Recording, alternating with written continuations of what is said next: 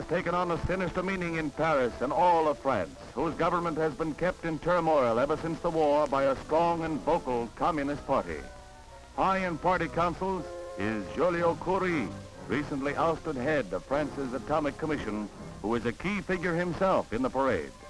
Paris feels the impact of red infiltration, but the real rampart is Berlin, whose dividing line between Eastern and Western ideologies is a street.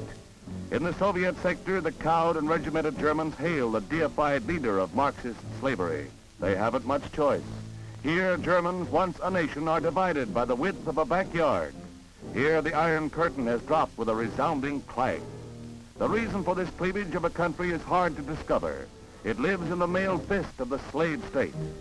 A few yards away in the western sector, a crowd desperate to preserve its liberties, precious even under Allied occupation, stages its own demonstration.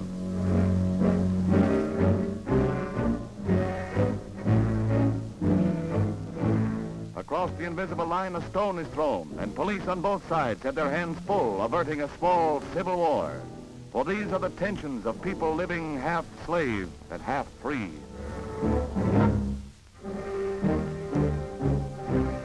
But this is Europe, you say. But let's see what can happen elsewhere in, say, the small town of Mosinee, Wisconsin. Peaceful, isn't it? But the red truncheon falls and the chief of police is hustled off to jail.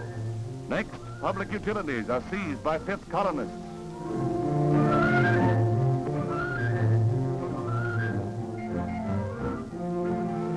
Watch carefully what happens to an editor who operates under a free press. He goes to jail, too, and his newspaper is confiscated. Exit freedom of thought. A voice is being silenced, and less than 2 hours later, his presses are rolling again. But this time, they become a propaganda mill, and thought control is pasted on his front window.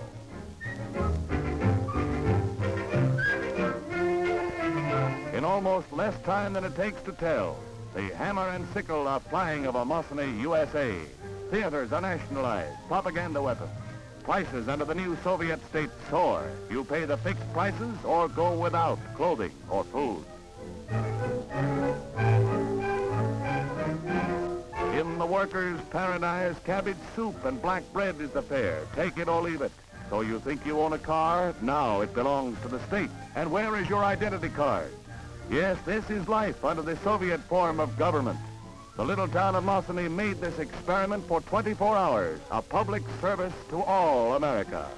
It can't happen here? Well, this is what it looks like if it should.